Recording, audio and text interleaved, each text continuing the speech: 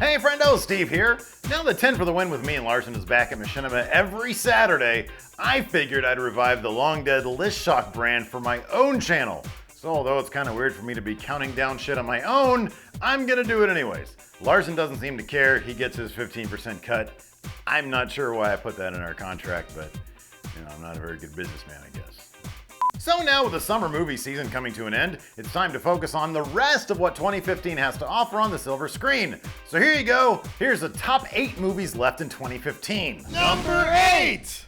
Bridge of Spies! Granted, I'm not usually one to go for Oscar bait, which this really is, but it's Tom Hanks and Steven Spielberg doing a Cold War thing, so how can I say no? Together, these two have collaborated on Saving Private Ryan, Catch Me If You Can, Band of Brothers, The Pacific. Hell, Spielberg even produced The Money Pit and Joe vs. the Volcano.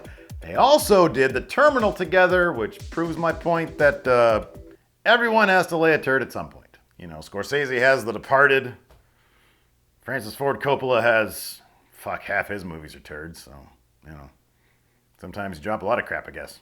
Number 7! Joy! David O. Russell's latest collaboration with Jennifer Lawrence and Bradley Cooper looks kinda cool. If the teaser is any indication, it'll probably get them all more Oscar nominations, and it'll be fairly entertaining like most of Russell's other flicks.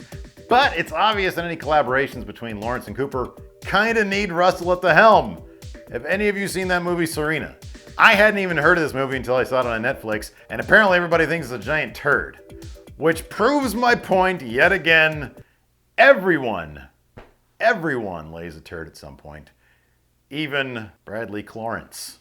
Number 6! Creed! It's kind of a Rocky sequel / spin-off type thing by Ryan Coogler, the director of the great flick Fruitvale Station. It stars Michael B. Jordan, also of Fruitvale Station, and that Fantastic Four movie everybody's kind of crapping on right now. I really hope this does well though, so we see a sequel where Creed's son gets some revenge for his father's death at the hands of Ivan Drago, and then they get to bring back Dolph Lundgren, and then Creed Jr. kills Drago in the ring, inciting an international incident with Russia, and then we have to send Rambo over there, and he starts killing a heck of people, and there's blood everywhere, and stuff. I'm just full of great ideas. I don't know why people don't call me and say, hey Steve, here, we want some good ideas for movies, and I'd be like, where do I even start? Number 5!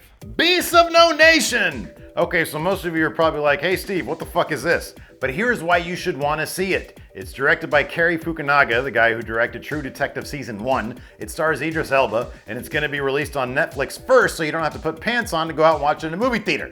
Trust me, that is the way of the future. On the other hand, it's about child soldiers in West Africa, so it's probably going to be really heavy and make you cry, I think. On the other hand, I cry over almost every movie I watch, so it won't be that different from normal.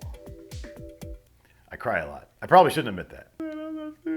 Number 4! The Martian! Okay, do yourself a favor. If you haven't watched the trailer for this movie yet, don't fucking do it. It's like 3 minutes long, and it shows you everything that happens in the movie except at the very end. I hate when studios do that. It's like that Terminator movie that just came out. They literally showed the goddamn plot twist in the trailer. Anyways, this looks cool. I like it when he says, I gotta science the shit out of this place. Because it basically makes this movie Will Hunting in space, and who doesn't want to see that? That's a great line though, it works for anything. I gotta science the shit out of this sandwich. I gotta science the shit out of this shit. I don't really know how you'd science the shit out of a poop. Number 3!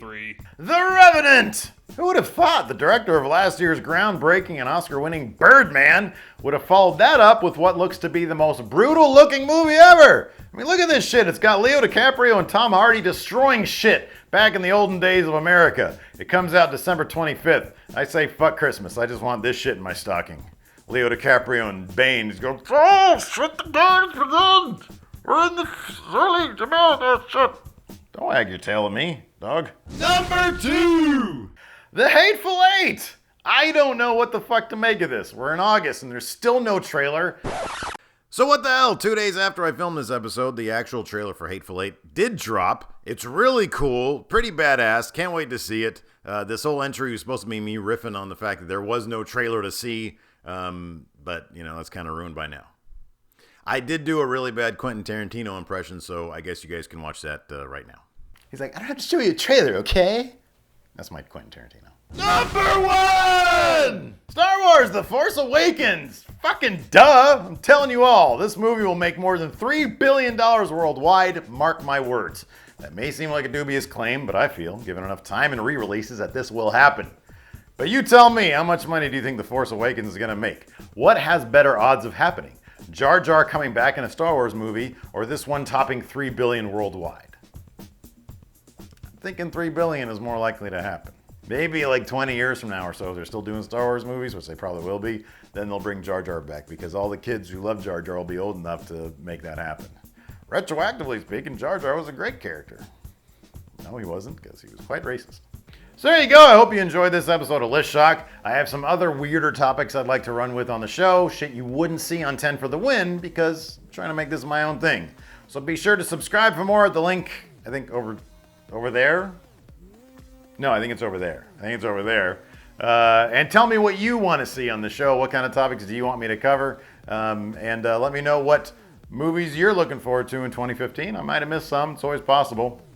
I put like 2 minutes of research into this, so what are you going to do?